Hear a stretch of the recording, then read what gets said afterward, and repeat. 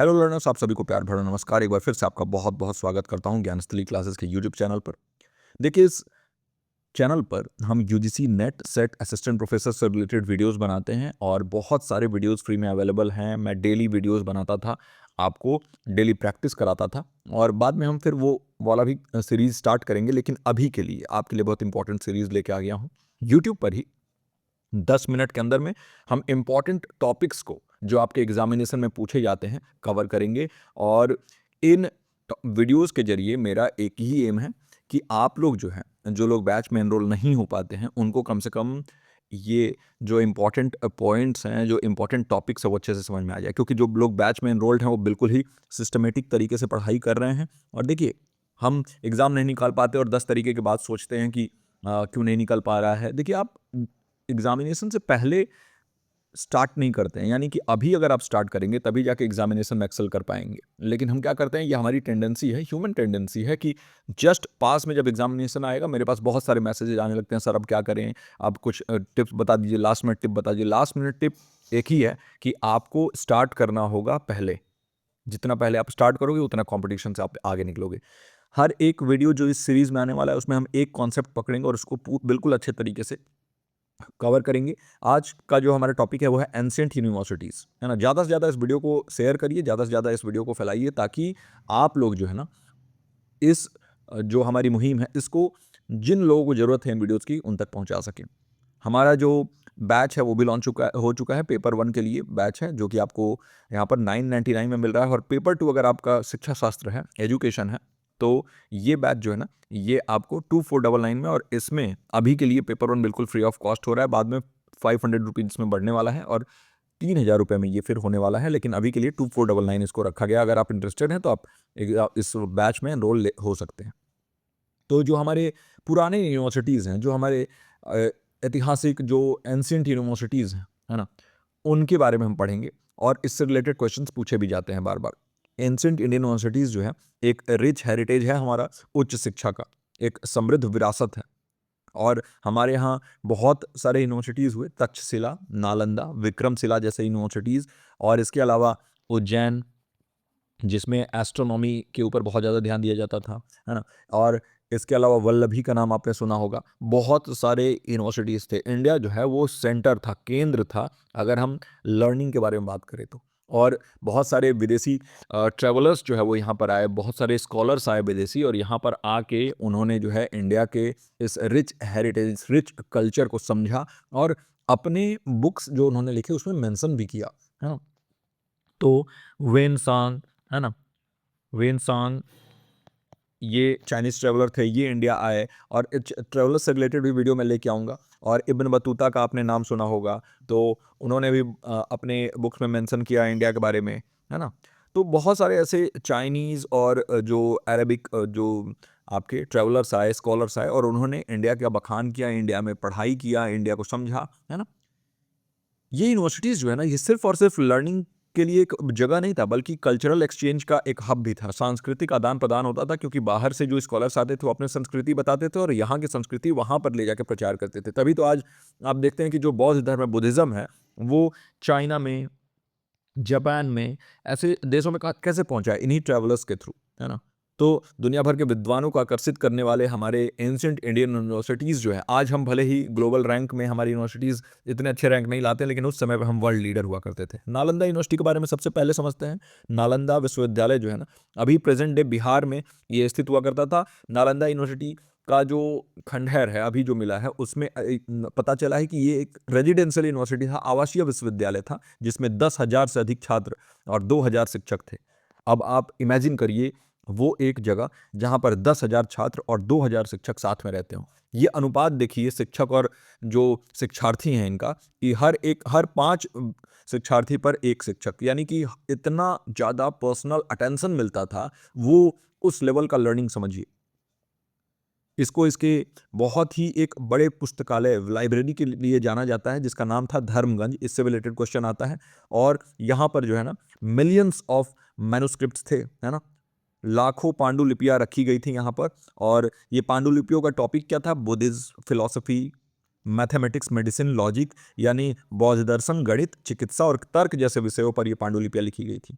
हमारे जो देश है इसके विरासत वहाँ पर पड़ा हुआ था। और बाद में बख्तियार खिलजी आया और उसने पूरे इस यूनिवर्सिटीज़ को बिल्कुल ही डिस्ट्रॉय कर दिया, है ना। तो ये लाइब्रेरी जो है, जो धर्मगंज है, ये महीनों तक जला था क्योंकि इसमें जो रखी पांडुलिपियाँ थी वो इतने नंबर्स में थी और हमारे विरासत जो है वो पूरा जला दिया गया।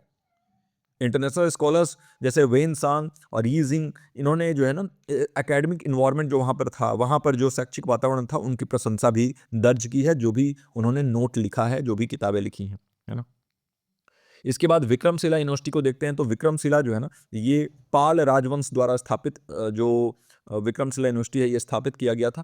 और विक्रमशिला का फोकस था तांत्रिक बुद्धिज्म पे, याद रखिएगा। इससे रिलेटेड क्वेश्चन कई बार यूजीसी नेट पूछ चुका है, तो इसको भी आपको ध्यान देना होगा कि तांत्रिक बौद्ध धर्म पर इसका ध्यान केंद्रित था। साथ ही दर्शन और खगोल विज्ञान जैसे विषयों को भी पढ़ाया जाता था, लेकिन आपको याद रखना है विक्रमशिला यानी तांत्रिक बुद्धिज्म।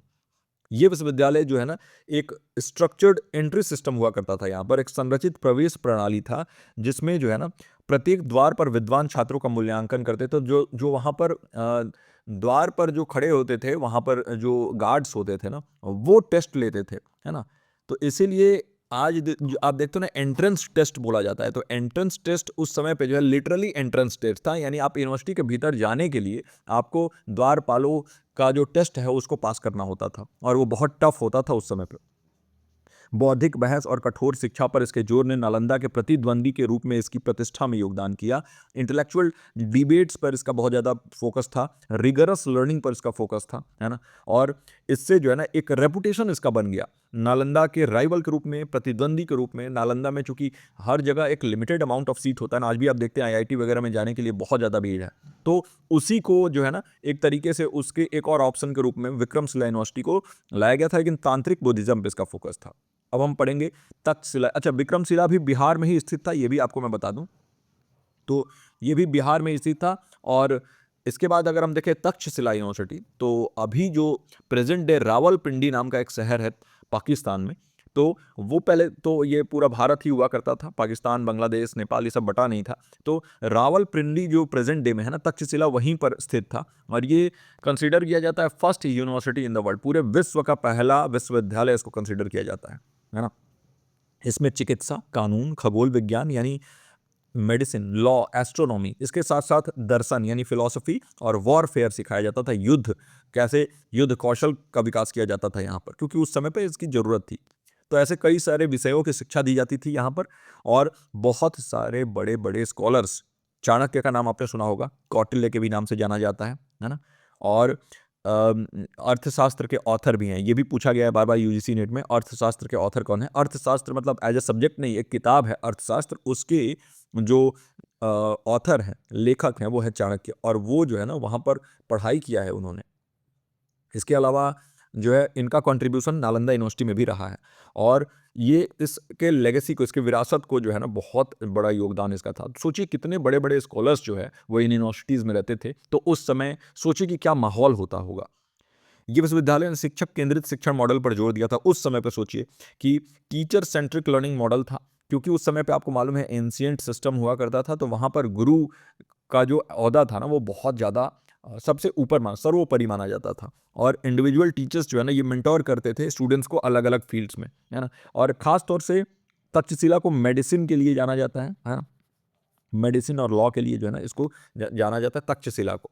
तो याद रखेंगे, इसमें बहुत सारे सब्जेक्ट जाने जाते हैं, लेकिन मेडिसिन और लॉ आपको याद रखना है। एस्ट्रोनॉमी यहाँ पे भले ही जाना जाता है, लेकिन आपको मैं एक चीज़ बता दे रहा हूँ एज ए बोनस कि उज्जैन उज्जैन यूनिवर्सिटी जो था, वहाँ पर उज्जैन में जो पढ़ाई होता था, वहाँ पर एस्ट्रोनॉमी यानी कि जो खगोल विज्ञान है उसके बारे में वहाँ पर वो फेमस था। तो जब भी एस्ट्रोनॉमी पूछे तो उज्जैन, जब भी आपसे तांत्रिक बुद्धिज्म पूछे तो विक्रमशिला, जब भी आपसे पूछे बुद्धिस्ट फिलॉसफी तो वो आप याद रखेंगे नालंदा, और अगर मेडिसिन लॉ पूछे तो तक्षशिला, ये आपको याद रखना है।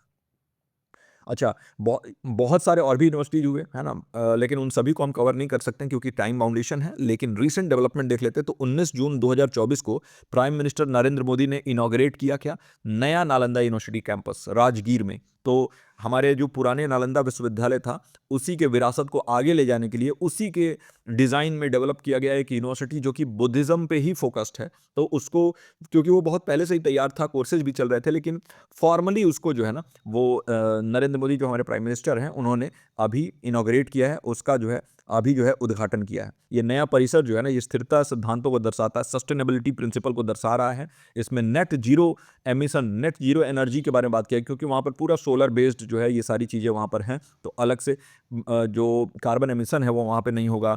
वाटर और वेस्ट मॉडल पूरा अच्छे से रेडी किया गया है। तो ये यूनिवर्सिटी जो है ना, इसमें 20 कंट्री से, अलग अलग कंट्री से जो है यहाँ पर स्कॉलर्स आ रहे हैं। बहुत ही अच्छी चीज़ है ये कि हम अपने पुराने विरासतों को वापस से जिंदा करने में लगे हुए हैं। और इससे क्या होता है, जो वसुधैव वो कुटुंबकम, जो हमारा जो है इंडियन इथोस है, आपको पता है ना कि दुनिया पूरा हमारा एक परिवार हम मानते हैं, तो ये प्राचीन भारतीय लोकाचार को ही बढ़ावा देता है। जो हमारा लोकाचार है वसुधैव कुटुंबकम, इसको बढ़ावा देता है। और जो हमारे प्रधानमंत्री मोदी हैं, इन्होंने भी इस बात पर जोर दिया कि प्राचीन आक्रमणों के ने भौतिक संरचनाओं को नष्ट कर दिया, फिजिकल स्ट्रक्चर को तो डिस्ट्रॉय कर दिया, लेकिन जो ज्ञान का सार है वो अविनाशी है, यानी नॉलेज जो है ना वो इंडिस्ट्रक्टिबल है। और इसलिए आपको भी नॉलेज को बढ़ाने के ऊपर देखना चाहिए। देखिए, नॉलेज को आप नहीं डिस्ट्रक्ट कर सकते हैं, भले ही आप जो फिजिकल स्ट्रक्चर है उसको जो है डिस्ट्रॉय कर दें। और इसीलिए ये एक जो डेवलपमेंट है, और ऐसे ही हमें रिवाइव करना होगा, और भी सारे जितने भी हमारे धरोहर हैं उनको भी। तो आज के लिए रेलेवेंस क्या है? आज का रेलेवेंस ये है कि ग्लोबल लर्निंग मॉडल्स, ये जो हमने एंशिएंट यूनिवर्सिटीज़ के बारे में बात किया ना, ये संस्थान अंतः विषय शिक्षा यानी इंटरडिसिप्लिनरी एजुकेशन, कल्चरल एक्सचेंज और प्रिंसिपल्स, जो हमारे ऐसे सिद्धांत हैं जिनका आधुनिक शिक्षा अनुकरण करने का प्रयास करती है। सांस्कृतिक आदान प्रदान हमें आज भी देखने को मिलता है, और देखना चाहिए कि हमें दूसरे देशों को अपने संस्कृति और उनके संस्कृति को अपने यहाँ जो है समझना होगा, आपस में एक परिवार के रूप में देखना होगा। इसके साथ साथ समावेशिता, इंक्लूसिविटी के ऊपर ध्यान देना होगा, क्योंकि उस समय पे किसी भी तरीके का भेदभाव नहीं था इन यूनिवर्सिटीज़ में। हर प्रकार के पृष्ठभूमि से आने वाले छात्र छात्राएं जो हैं वो बिल्कुल ही वेलकम थी, और एक इंटेलेक्चुअल फ्रीडम हुआ करता था, एक स्वतंत्रता था बौद्धिक रूप से, और स्थिरता, सस्टेनेबिलिटी था। नालंदा यूनिवर्सिटी का जो रिवाइवल है, जो हमने एक नालंदा विश्वविद्यालय का पुनरुद्धार किया है, तो ये जो है ना एक सस्टेनेबल कैंपस यहाँ पर रेडी किया गया है, जो अपने आप में ही अपने नीड्स को पूरा करने के लिए काफ़ी है। तो इससे हरित विकास या ग्रीन डेवलपमेंट के कमिटमेंट के ऊपर हम जा रहे हैं, और साथ ही साथ एजुकेशन यानी कि जो शिक्षा के प्रति भारत की प्रतिबद्धता है, जो ग्लोबल वेलबींग के लिए जो इंडिया का अपना एक जो है स्टैंड है, कमिटमेंट है, उसको भी दर्शाता है ना। तो ओवरऑल अगर कंक्लूजन देखें, तो जो हमारे एंशिएंट इंडियन यूनिवर्सिटीज़ हैं, तक्षशिला, नालंदा, विक्रमशिला, उज्जैन जो हो गया, उसके बाद से आपके वल्लभी हो गया, ये सिर्फ मियरली सेंटर ऑफ लर्निंग नहीं थे, सिर्फ और सिर्फ एक शिक्षा के केंद्र नहीं थे, बल्कि भारत की बौद्धिक और सांस्कृतिक शक्ति के प्रतीक भी थे। और जो ये रिसेंट इनॉग्रेशन हुआ है नालंदा यूनिवर्सिटी के कैंपस का, यही सिग्निफाई करता है, जो भारत के गौरवशाली शैक्षिक अतीत का पुनरुद्धार हुआ है, इससे यही दर्शाया जाता है कि जो हमारा पास्ट था वो बिल्कुल ही हमारी जो संस्कृति और कल्चर जो है उससे परिपूर्ण और विश्व के केंद्र के रूप में जाना जाता था, और उसी को वापस से रीफॉर्म करने के लिए हमारे जो कंट्री, हमारा जो देश है, इसके पोजीशन को बिल्कुल ही दर्शा दिया गया है, बिल्कुल ही जो है वो साबित कर दिया कि भारत एक बार फिर से ग्लोबल हब ऑफ नॉलेज बनने के लिए रेडी है, सस्टेनेबिलिटी के लिए रेडी है। पुनरुद्धार इसीलिए किया गया है नालंदा यूनिवर्सिटी का। तो ये था आज का ओवरऑल लेक्चर। थोड़ा सा 10 मिनट मार्क से ऊपर हम चले गए हैं, लेकिन नॉलेज इज इंपॉर्टेंट, और मैं आशा करता हूं कि आज की इस वीडियो से आपको बहुत कुछ सीखने संबंधी को मिला होगा, और एग्जामिनेशन पर्सपेक्टिव से भी बहुत इंपॉर्टेंट है। इस पर्टिकुलर वीडियो में यहीं तक। अगर वीडियो अच्छा लगा है तो काइंडली वीडियो को लाइक करिए, अपने अच्छे अच्छे कमेंट्स नीचे कमेंट सेक्शन में जरूर छोड़िए, और जो कुछ भी टॉपिक्स पर आप वीडियो चाहते हैं वो भी नीचे मेंशन करिए। मैं मिलता हूँ आपसे अगली वीडियो में। टिल देन आप अपना और अपनों का ख्याल रखिए। नमस्कार।